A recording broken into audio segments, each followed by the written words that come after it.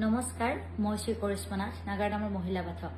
আজিৰ পৰা প্ৰায় 3 দিনমান আগৰ পৰা আমাৰ সামাজিক মাধ্যমত আমাৰ গৌৰৱ, আমাৰ অহংকাৰ বুলি কৰিব পাৰি কলাগুৰু বিষ্ণুপ্ৰসাদ ৰাভাদেৱৰ পৰজন্মৰ গীতটিত আমাৰ নামৰ দিহাটিত সংযোজন কৰাৰ বাবে যথেষ্টখিনি সমালোচনা বিতৰ্ক হৈ আছে।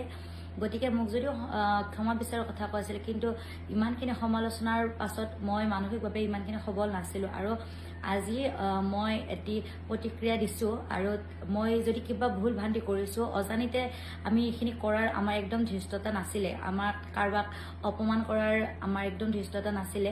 কিন্তু যদিও কাৰোবাৰ অন্তৰত বা কাৰোবাৰ সন্মানত আঘাত কৰিছোঁ, তেতিয়াহ'লে আপোনালোকে নিজৰ ছোৱালী ভণ্টি বুলি সেইখিনি ক্ষমা কৰি দিব। আৰু সমূহ অসমবাসীৰ ওচৰত আমি ক্ষমা প্ৰাৰ্থনা বিচাৰিছোঁ যদি মই বা মোৰ দলটোৱে কিবা ভুল ভ্ৰান্তি কৰিছোঁ। কাৰণ আমি উঠি অহা প্ৰজন্ম, আমাক শিকাব লাগিলে আপোনালোকে শিকাব লাগিব, ভুল দেখাবলৈ আপোনালোকে আঙুলিয়াই দিব লাগিব। গতিকে আমাৰ ভুল হোৱাটো স্বাভাৱিক আৰু আপোনালোকে সেইখিনি আমাক দিহা পৰামৰ্শ দি কেতিয়াবালেও যদি আমাৰ এইখিনি দেখা পায়, আপোনালোকে এইখিনি শুধৰাই দিব। লগতে আমাৰ অগ্ৰজবিলাকে আমাৰ আধুনিক সুৰবিলাক ব্যৱহাৰ নকৰাকৈ আগৰ যিখিনি আমাৰ নামৰ নিজস্ব সুৰ আছে, তেওঁলোকে আমাক সেইখিনি শিকাই দিব বুলি আশা কৰিলোঁ। লগতে আপোনালোকে যেন মোক নিজৰ ছোৱালী বা ভণ্টি বুলি সেইখিনি ক্ষমা কৰি দিয়ে আৰু আগৰ নিচিনাকৈ আপোনালোকে সকলোৱে আমাক মৰম দিব, আশীৰ্বাদ কৰিব। সদায় আমি যিহেতু অসমীয়া ছোৱালী